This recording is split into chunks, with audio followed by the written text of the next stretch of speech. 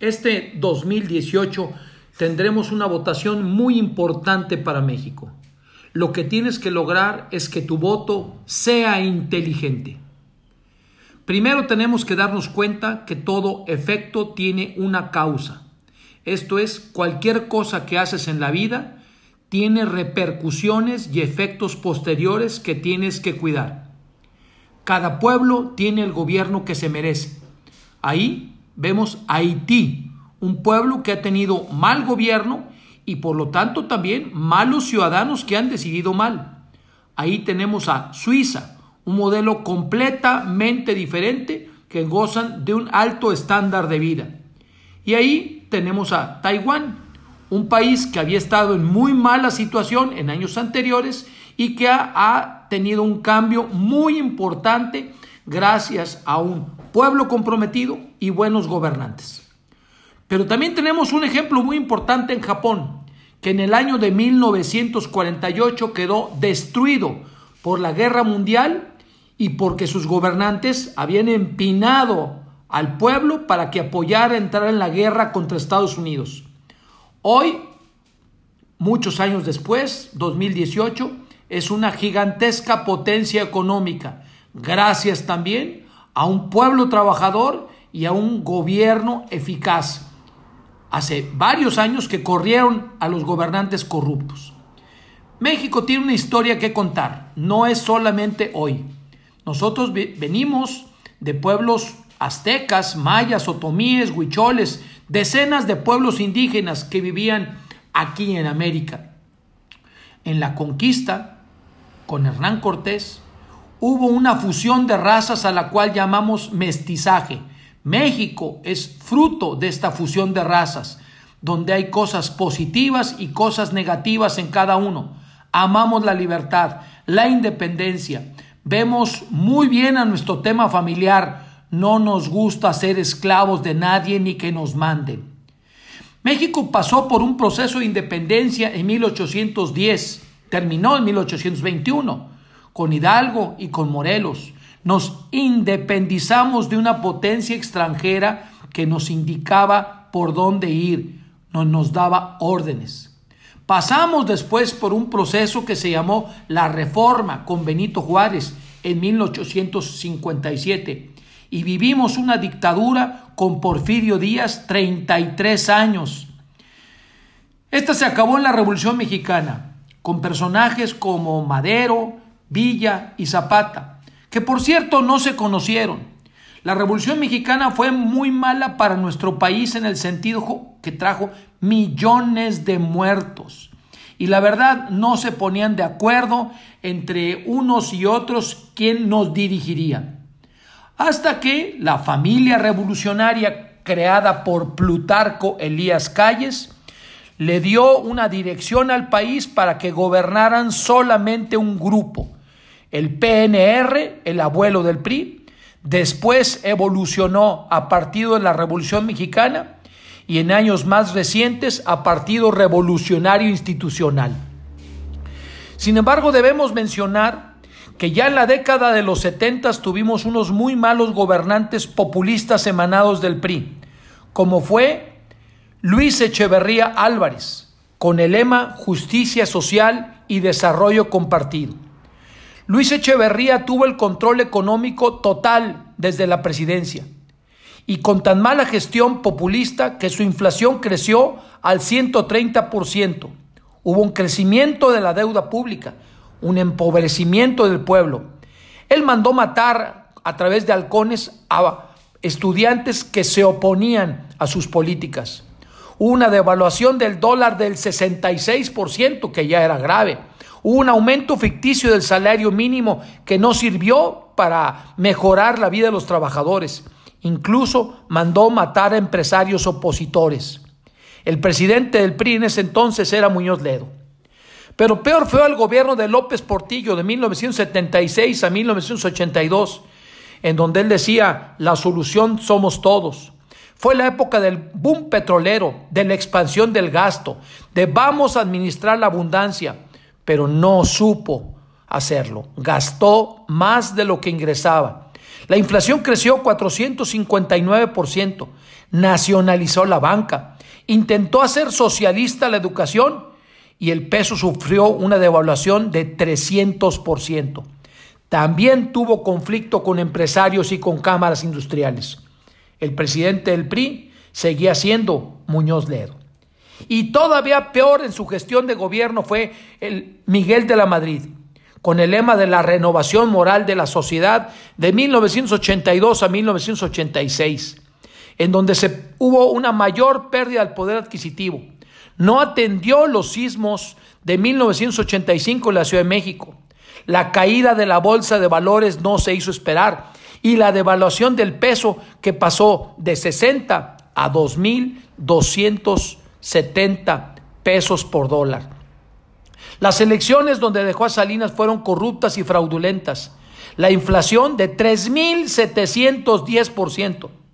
Recordar que el secretario de Gobernación era Manuel Bartlett y el presidente del PRI, Muñoz Ledo.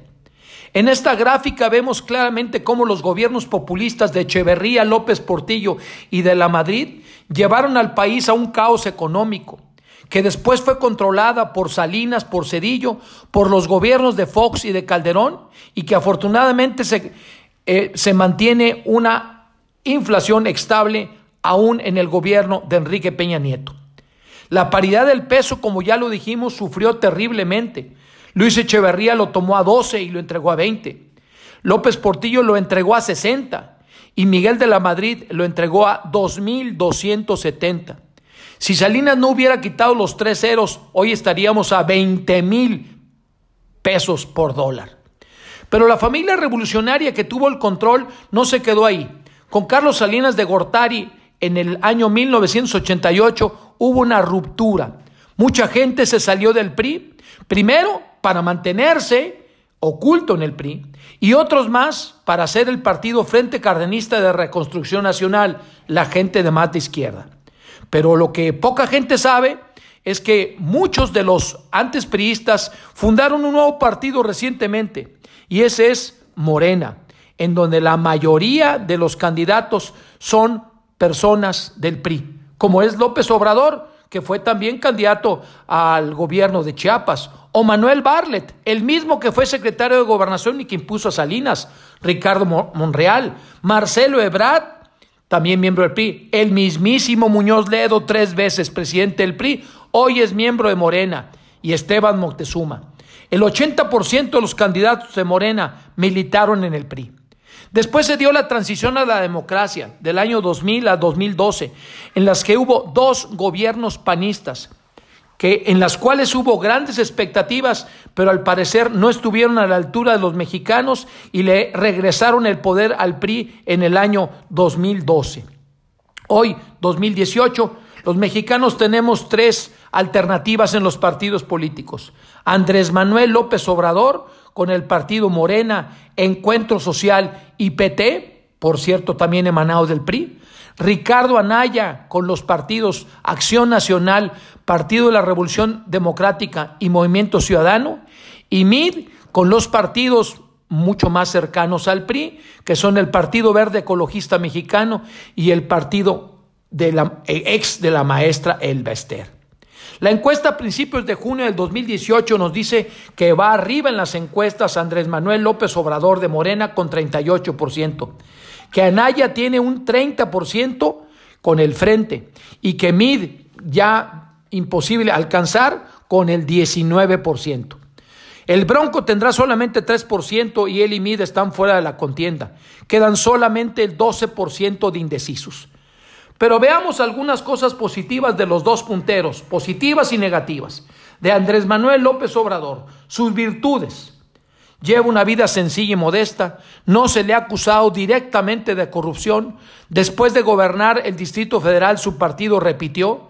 Se dice que es tenaz e incansable, que es valiente para enfrentar enemigos. Sin lugar a dudas tiene un lenguaje cercano al pueblo y ha tenido una preocupación por personas de la tercera edad. Pero también digamos sus puntos negativos, sus pecados. Terminó la carrera en 14 años, economía en la UNAM, con muy bajas calificaciones. No habla ningún idioma extranjero. Su equipo cercano de colaboradores corruptos en la cárcel o acusados incluso. En su gobierno creció la inseguridad y la extorsión, así como bajó la inversión y el desempleo aumentó. Bloqueó durante meses el paseo de la reforma protestando contra el fraude electoral, dañando a miles de personas, empresas y familias.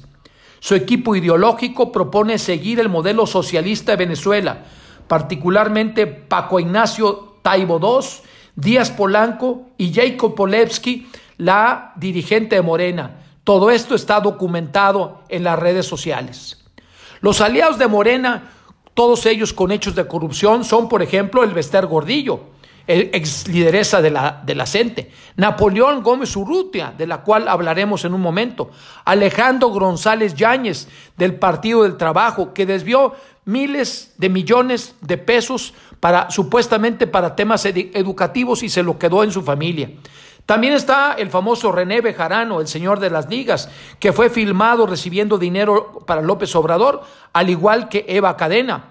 O el extesorero de finanzas del Distrito Federal, Ponce, que fue captado en Las Vegas apostando el dinero de los capitalinos, 15 millones de pesos.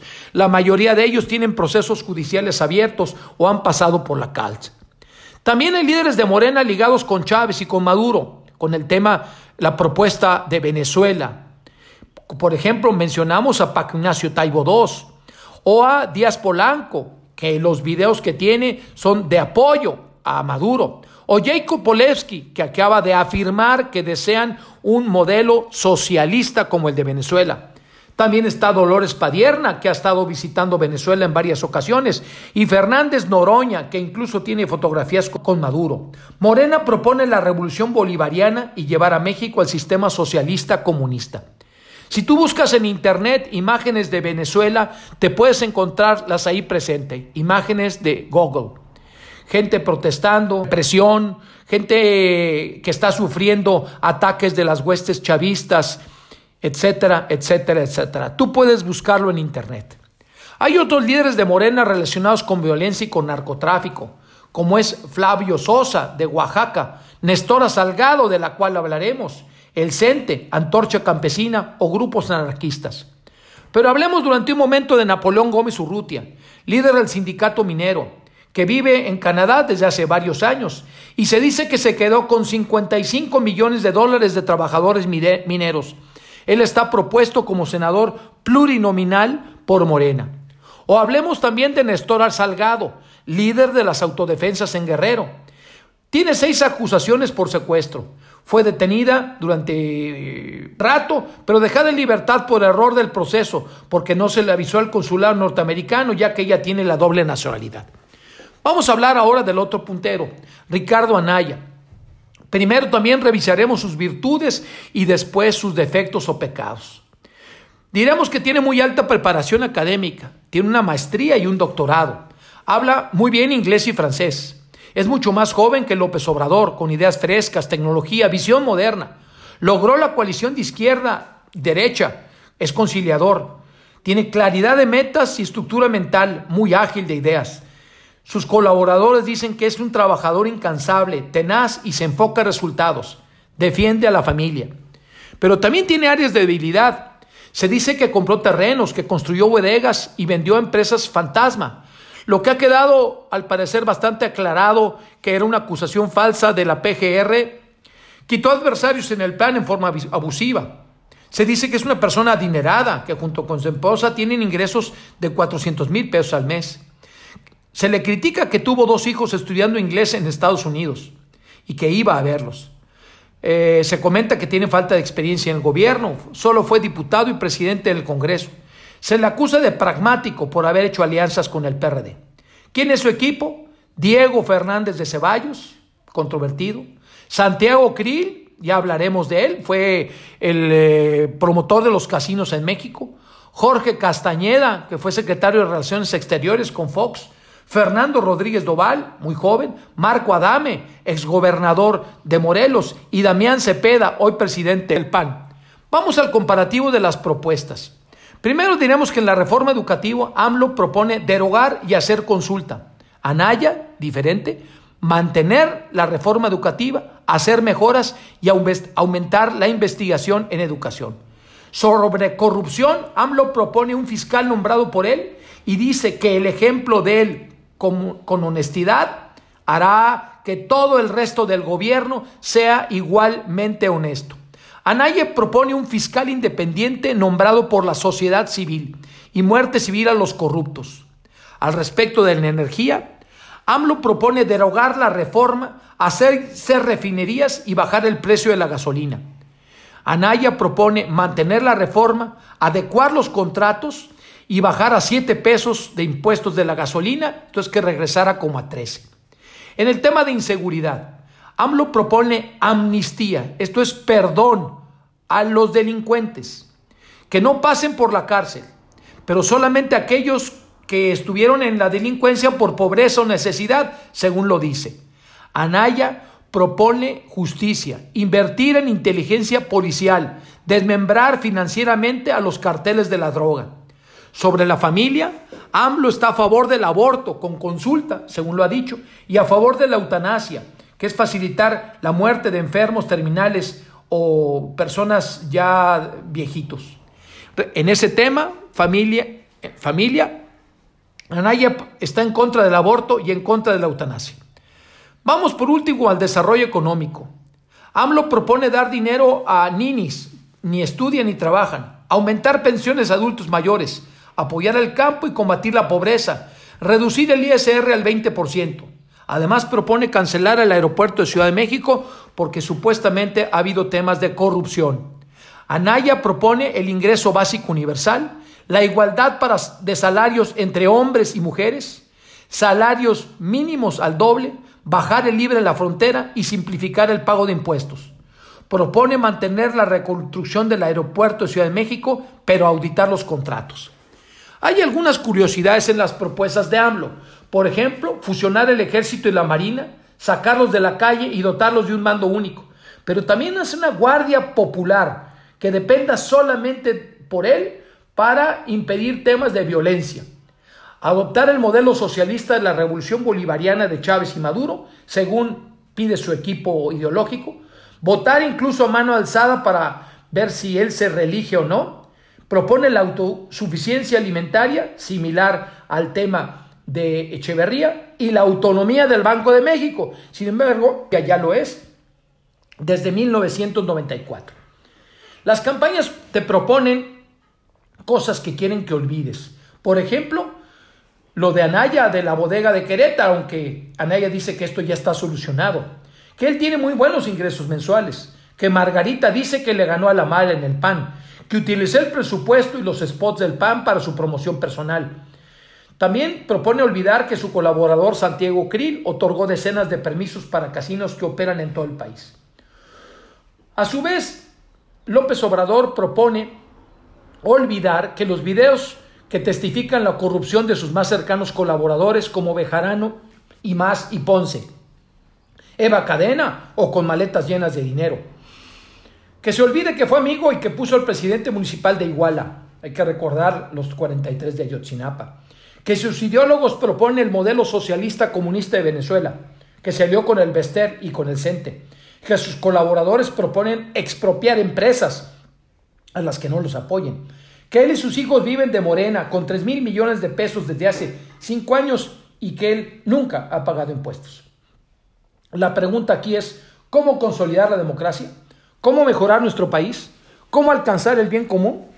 Y tendríamos que preguntarnos si queremos un modelo de monociclo, donde solamente una persona dirige todo, un modelo de biciclo, en donde el Congreso puede estar dependiendo del que va arriba, o un modelo de triciclo, en el que también las ruedas legislativo y judicial son muy pequeñas y solamente dependen del presidente.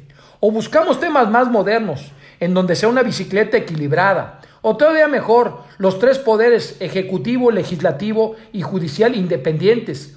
¿O no nos gustaría todavía tener un auto, aunque sea compacto, fácil, pero moderno, en donde también la sociedad civil vaya incluida, en donde podamos decidir todos el futuro en libertad? Para eso necesitamos de indicadores, como si fuera el interior de un automóvil, en el que queremos que la gente se dirija a donde quiera, libertad, que tenga seguridad y no esté chocando, en lo que si la gente se porta mal la podamos bajar de donde va, eso es justicia, que busquemos el bien común, incluso que podamos darle aventón a personas que lo necesitan o cuidemos de los niños o los adultos mayores. También buscamos indicadores de crecimiento, menos inflación, mejorar poder adquisitivo, más empleo, que la paridad peso-dólar esté adecuada y un crecimiento económico positivo. Hay dos alternativas: volver al pasado o ir al futuro. La primera es la regresión autoritaria hacia el populismo socialista y la segunda es consolidar la transición hacia la libertad, la responsabilidad de cada uno y la democracia. Podemos evaluar cada una de las alternativas. Tan solo si pudiéramos poner verde, amarillo, rojo, mejor, igual o peor cada uno, los resultados serían que sobre la preparación personal y académica teníamos AMLO rojo y Anaya verde, porque uno no tiene buena preparación y el otro sí. La experiencia positiva como servidor público, las dos pondríamos como regular, porque al parecer AMLO no fue tan buen gobernante y Anaya tiene poca experiencia. Capacidad para hablar y debatir. En los debates ha quedado claro que AMLO es muy despacio y muy lento para hablar, quizá no nos podría defender bien ante Trump y Anaya lo hace rápido y velozmente. En la honestidad personal, a AMLO le ponemos verde y a Anaya tendríamos en todo caso que ponerle amarillo. Honestidad con los colaboradores, es claro que AMLO tiene rojo y Anaya tiene verde. Propuesta efectiva para acabar la corrupción, igualmente rojo-verde. Mejora real de la educación, con AMLO hay peligro de regresión, con Anaya hay posibilidades de mejora. Crecimiento económico, con AMLO hay duda, con Anaya hay mayor claridad de hacia dónde podemos ir. Acabar con la inseguridad, hay algunas opiniones que en la amnistía no sería lo mejor y por eso con AMLO es negativo y con Anaya es verde. Mejoras con energía. No quisiéramos regresar a que solamente sea el Estado el único que decide y por eso a AMLO le ponemos rojo, a Anaya verde. Llevar a gente a Congreso, a gente honesta y capaz, con AMLO está reprobado, con Estora Salgado y Napoleón Gómez Urrutia, con Anaya está positivo. Defensa desde la vida, desde el nacimiento hasta la muerte natural, sería con AMLO rojo y con Anaya verde. Pero tú tienes que hacer tu propia evaluación y es necesario que la comentes con los demás. México requiere un cambio personal hacia la transformación, hacia el futuro. Y tendremos que aprender de la historia. Ahí tenemos tristemente lo que pasó con Hitler, que logró convencer durante muchos años a los alemanes a través de demagogia y de falsas promesas. Él llegó legítimamente al poder, pero empinó a todos a una guerra que todavía el mundo recuerda con 50 millones de muertos. Él tenía sus guardias SS para acabar con los disidentes. También tendríamos que recordar a Cuba de Fidel Castro, de 1959, y aunque él murió a la fecha, que tiene sumida a la isla en una pobreza económica terrible. Y por último tendríamos que ver a Venezuela, más recientemente todavía, con Maduro y con Chávez, en la que Venezuela no se la acaba de pobreza, de tristeza, de falta de alimentos, todo por una revolución socialista. Tu actitud tiene que ser proactiva. Nosotros, cada uno y todos somos responsables de lo que pasa en nuestro país. Tenemos que tener una participación ciudadana inteligente, valorar objetivamente por quién vamos a votar que le convenga a México y no irnos con la finta de las palabras bonitas ni de las promesas falsas. Es aquí y ahora. México está esperando tu decisión y tu definición. Tienes que evaluar en forma inteligente por quién vas a votar. Tienes que platicarlo con todas las personas de tu alrededor y enseñarlas a votar así. Y tienes que salir a votar el próximo día de las elecciones con toda tu mente y con todo tu corazón.